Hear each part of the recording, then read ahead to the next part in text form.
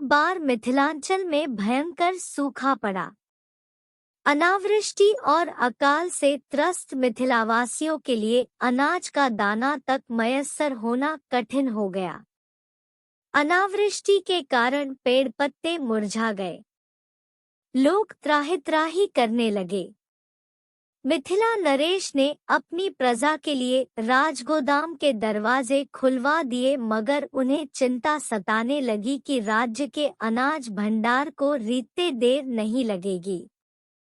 तब क्या होगा जब यह अनाज भंडार भी खाली हो जाएगा? मिथिलांचल के विभिन्न इलाकों से साहूकारों और अनाज विक्रेताओं द्वारा लोगों के दोहन की सूचनाओं से भी वे विकल थे, मगर कुछ भी कर पाने की स्थिति में नहीं थे। पूरे मिथिलांचल की प्रजा और मवेशियों की हालत खराब थी और लोग पलायन के लिए विवश हो रहे थे। इस स्थिति को देखकर मिथिला नरेश ने मुनादी कराई कि कोई भी व्यक्ति किसी सार्थक अनुष्ठान से बारिश कराने की योग्यता रखता हो तो वह सामने आए और अनुष्ठान का आयोजन राजहित में करे। इस मुनादी के 1-2 दिन बाद ही मिथिला नरेश के दरबार में एक हट्टा-कट्टा साधु पहुंचा। उसने अपने ललाट पर एक टीका तो लगा ही रखा था, साथ ही चंदन के 20 थोपे से अपने ललाट को आच्छादित कर रखा था। उसने महाराज को बताया कि वह एक सिद्ध पुरुष है और हिमालय की एक कंदरा में 20 वर्षों तक कठोर तपस्या उसने की है। वह 49 पवन सहित समस्त मेघों को आमंत्रित करने में समर्थ है, यदि यज्ञानुष्ठान की उचित व्यवस्था और साधन मिल जाए तब। अंधे को क्या चाहिए 2 आंखें। महाराज साधु की वाणी से प्रभावित हुए और उसका भरपूर सम्मान करते हुए यज्ञानुष्ठान के लिए उसके द्वारा बताई गई समिधा की व्यवस्था करा दी। अनन फानन में यज्ञ की तैयारियां हो गई।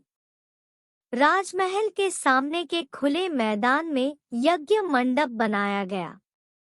आसपास के गांवों में इस सिद्ध पुरुष की चर्चा होने लगी। कोई कहता बिष्ठो बाबा बड़े चमत्कारी हैं, तो कोई कहता ऐसा सिद्ध पुरुष लाखों वर्षों के बाद धरती पर आता है। यह घटना उस समय की है जब गोनू झा किसी प्रयोजन से मिथिलांचल के बाहर गए हुए थे। जब वे अपने गांव लौटे तब उन्होंने सुना कि मिथिलांचल में वर्षा कराने के लिए महाराज ने मेघ यज्ञ कराने की व्यवस्था की है तथा हिमालय की कंदरा से तपस्या करके सिद्धि प्राप्त 20 ठो बाबा यह यज्ञ करवा रहे हैं। यह सुनते ही गोनू झा बेचैन हो गए। उन्हें इस बात का एहसास हुआ कि मेघ यज्ञ कराने वाला व्यक्ति ढोंगी होगा, विश्वसनीय नहीं। वैसे भी गोनू झा कर्मनिष्ठ व्यक्ति थे। साधु, गंडा, ताबीज आदि में विश्वास नहीं करते थे। ढोंगी साधुओं की कलई खोलने में उन्हें बड़ा मजा आता था। गोनू झा अपने स्तर पर सक्रिय हो गए तथा 20 ठो बाबा के बारे में तरह तरह की जानकारियां उन्होंने प्राप्त की। मसलन वे कैसे दिखते हैं, क्या पहनते हैं, कैसे बोलते हैं, कैसे चलते हैं आदि। दूसरे दिन शाम ढलने को थी। यज्ञ स्थल पर मिथिलावासियों की भीड़ थी और हवन कुंड में आहुतियां डाली जा रही थी। मंत्र घोष हो रहा था। तभी लोगों की भीड़ चीरता हुआ नाटेकद का एक स्थूलकाय साधु यज्ञ स्थल पर पहुंचा और गरजती गुर्राती सी आवाज में बोला, यह अशुद्ध मंत्रों का घोष क्यों हो रहा है? इससे दिशाएं प्रकंपित हो रही है और अग्नि कुपित। यदि अशुद्ध मंत्रोच्चार होता रहा तो अनिष्ट की आशंका को टालना संभव नहीं होगा। हठात मंत्रोच्चार बंद हो गया। एक तेजस्वी साधु को यूं गुरुगंभीर वाणी में बोलता सुन मिथिलांचल के धर्मभीरु लोग सहम गए। सबको जैसे काट मार गया। यज्ञ कराने वाला साधु यज्ञ में पहुंची इस बाधा और दिव्यसा दिख रहे साधु को देख थोड़ा अचंभित हुआ, क्योंकि उसे यह विश्वास ही नहीं हो रहा था कि मिथिला नरेश की अनुमति से आरंभ किए गए अनुष्ठान में कोई अड़चन भी डाल सकता है। यज्ञ में भाग ले रहे लोगों की हालत देखकर उसने तुरंत महसूस किया कि यदि वह चुप रहा तो उसके प्रभाव को ठेस पहुंचेगी, इसलिए वेदी से उठते हुए उसने कुपित होकर कहा, तू कौन है? कैसे कहता है कि अशुद्ध मंत्रोच्चार हो रहा है? तेजस्वी सा दिखने वाले साधु ने ऊंची आवाज में कहा, मूर्ख, मुझे नहीं पहचानता?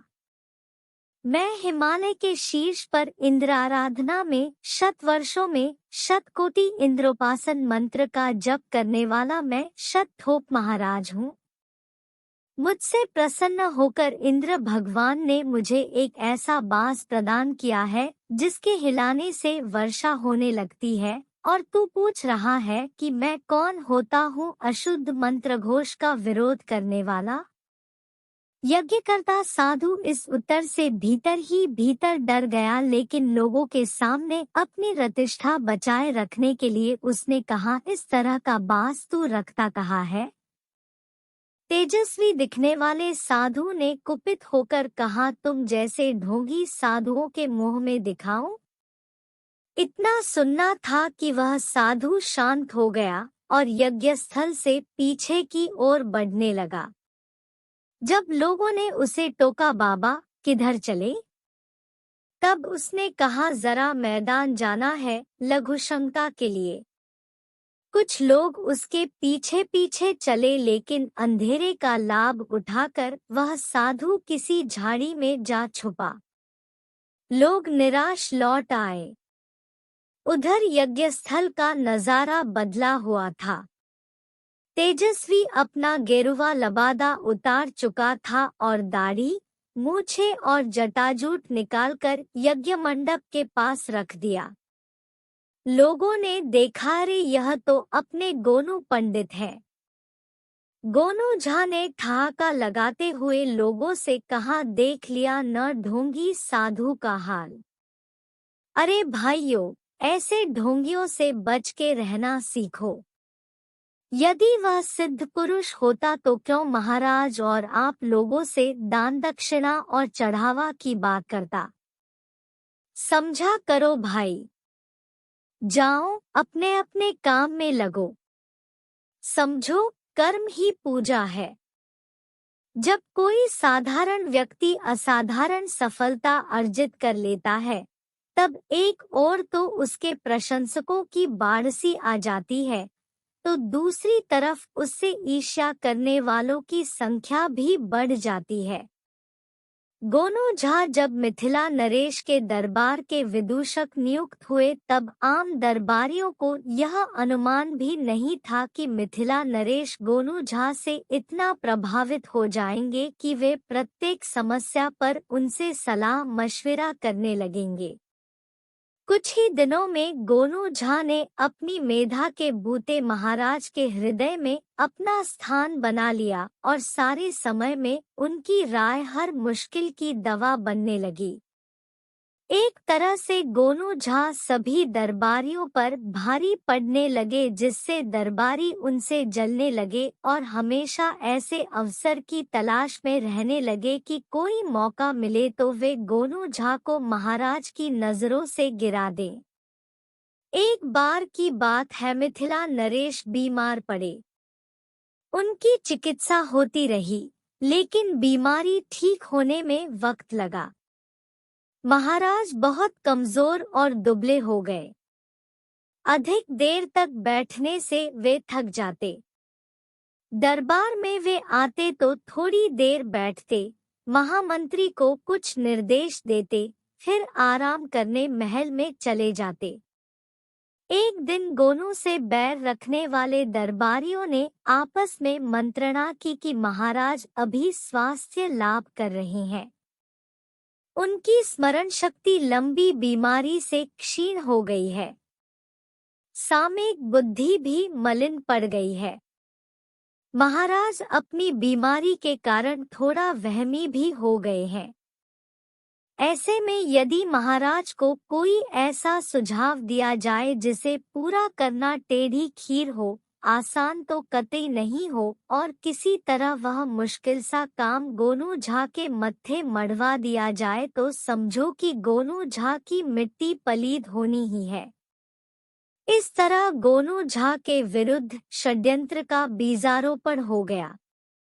धूर्त दरबारियों ने आपस में विचार किया कि महाराज से कहा जाए कि यदि वे प्रतिदिन शेर का एक गिलास दूध पिए तो शीघ्र हट्टे कट्टे हो जाएंगे।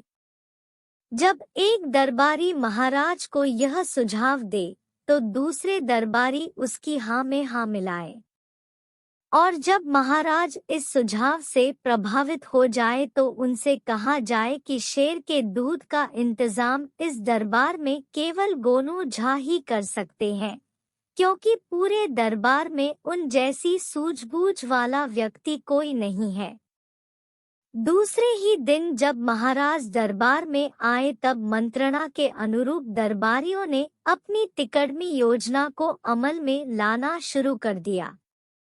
महाराज अपने आसन पर बैठे ही थे कि एक दरबारी ने अपने आसन से उठकर कहा, महाराज आप अपने स्वास्थ्य पर ध्यान दें, दवा दारू ठीक से कराएं। क्षमा करें महाराज, मैं छोटी मुँह बड़ी बात कर रहा हूँ, मगर क्या करूँ, आपकी यह हालत मुझसे देखी नहीं जाती। आप दिनों दिन कमजोर होते जा रहे हैं। उसका बोलना बंद हुआ तो दूसरे दरबारी ने कहा, माफ करे महाराज, हमारे बंधु ने ठीक ही कहा है। मैं रोज सोचता था कि आपको अपने स्वास्थ्य पर ध्यान देने के लिए कहूं, मगर साहस नहीं कर पाता था। इधर मैं आपको जब भी देखता हूं तो तरह तरह की आशंकाएं मन में आने लगती हैं।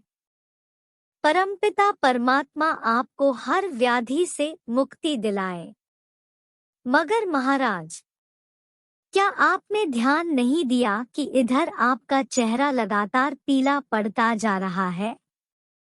इसके बाद तीसरा दरबारी खड़ा हुआ और बोलने लगा, महाराज आप प्रजापालक हैं, हमारे पालनहार हैं, मिथिला की आत्मा है।